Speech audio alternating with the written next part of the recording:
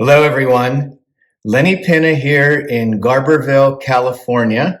It's early evening. I'm here in my space, in the kitchen area portion of my space, and I'm about to make roasted beets, roasted golden beets. I don't know if you've ever had a chance to have golden beets. I'm sure many of you have, but for those that haven't, golden beets changed my I won't say changed my life, but definitely changed my opinion of beets. When I was young, I did not like beets, and for good reason, the way my mother made them. And we only had red beets, and often canned red beets.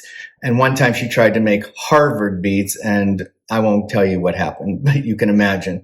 Um, However, when I moved to California back in 2003, I was introduced to golden beets, and they made all the difference. They are much sweeter. They're so delicious. I now like red beets just as much because I like this preparation of roasting them. And I'm going to show you how easy this is. So in a lined pan with aluminum foil, you could rinse the beets if you want to, if that's what makes you comfortable, but you don't have to. And you'll find out at the end why. And I just put a little bit of water, just like, just a little bit on the bottom, because that's going to help steam them. So now I cover them with another layer of aluminum foil, and I cover them really tightly so that they steam inside there while they're roasting. Now, I've already preheat the oven to 350, so all I'm going to do is put them inside, close the door, and let them cook. Now, you saw I had two different sizes. The one that's a lot larger is going to take a little longer. So I'm going to set my timer for an hour. They usually take, if they're smaller beets, maybe 45 minutes. That was a little bit medium sized, the one that's smaller of the two. So I'm going to say an hour, and we'll check it in an hour. And I think the larger beet will have to go maybe even to an hour and 20 minutes. So you could do other things while they're cooking, but that's all you need to do for now. And we will pick up when I check on them in an hour. Okay, so the timer just went off for 1 hour. We'll pull those beets out. This is where you have to be really careful because the steam is really hot when you open this up.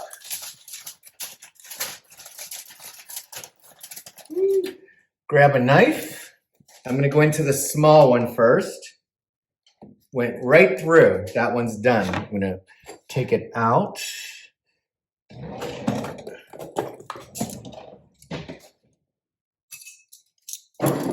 And let's see about the larger one.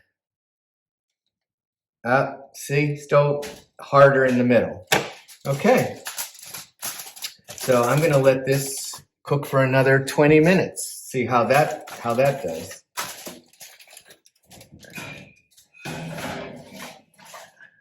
I'm going to wrap this small beet in foil to keep it warm and steaming.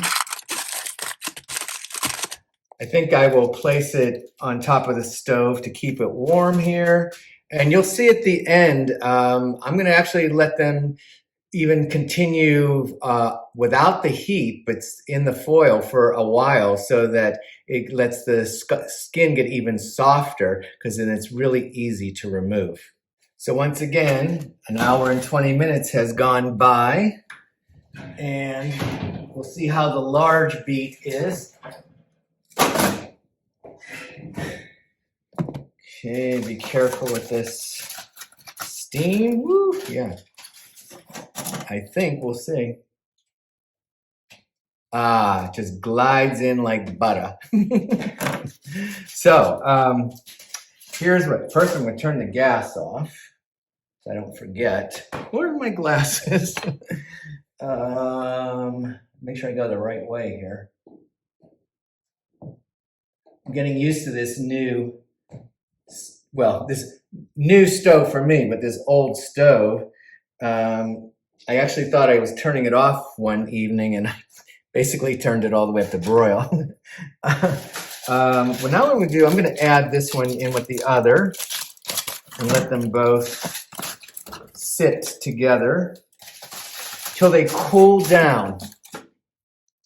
And then we're going to rub the skins off. Well, it's dinner time, so I thought I'd show you who's out here feeding while I'm cooking. There's the turkeys and the deer.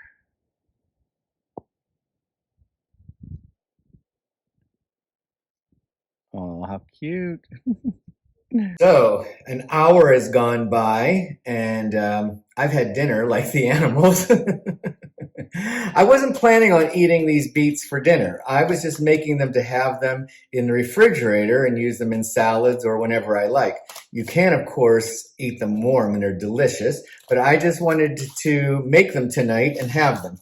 So the pan is cooled down enough that I can hold it. These are still warm, but they're not piping hot, so hot that it's hard to handle. So you can peel them a little earlier when they're still, warm if you want to eat them warm. But like I said, I'm wanting this more for like room temperature or cold actually in the refrigerator. So here we go. This is the trick, paper towels. I'm going to start with the small one. You put the beet in the paper towel, and all you do is rub around the beet. And see, because I waited longer, the skin is coming off pretty well. Look at that so far. So I might need another paper towel here. This is why it doesn't really matter if you rinse them or not. That's going to come off. All of that's going to come off anyway. So there's my golden beet. Now I'll do the other one. Put that one in there. I think I use a little bit more paper towels for this one since it's so large. So you just move around the beet, rubbing it off, rubbing off the skin. It's fun, isn't it? It is for me. The idea of just rubbing the skin off. Even the ends, I mean, everything just sort of peels right off. Sometimes I don't even take the root off. I just throw, if they have the little root on, because when I pull them out, I just rub the root right off the bottom of it. So this is how easy it is to do. You just put them in the oven, roast them, and peel. And then I'll show you what I'm going to do with them once I have this all done. Oops, there we go. Just a little bit more. And if there's, you might need to use a little knife or fingernail to get if there's just a little bit of hardness there, of skin, hardness of skin to get off. Okay, there we go. There's my other beet. Okay, now the cutting, how I cut them. I just cut in half, another half into quarters. And I just kind of make kind of like cubes, but I kind of go at like an angle one way, angle another way. And then I have 3 pieces of beets, which is just kind of like an odd cube shape.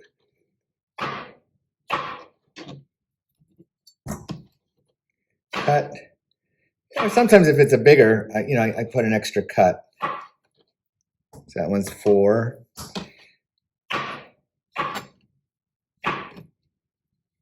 All right, now the big one. This will definitely have more cuts in it. So cut in half, cut in half, cut in half again. So that now I'll start making my cuts into my cubed beets. See how easy, they're so soft and tender.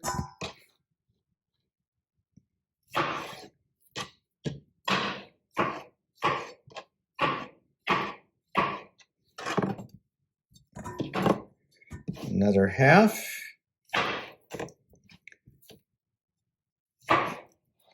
Simple.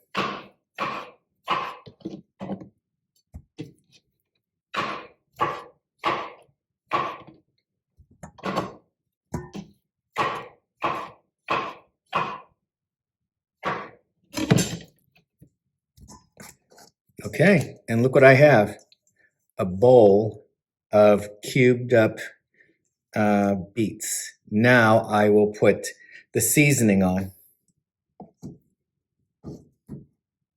Okay, it's just going to be simple salt, pepper,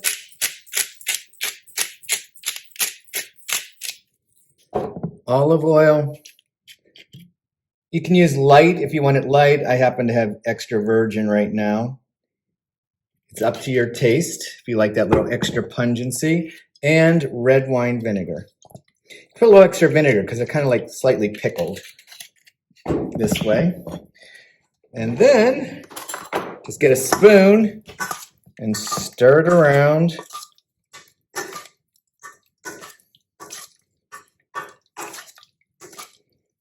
Till they're all covered. Okay, so now I'm going to have one of them to taste.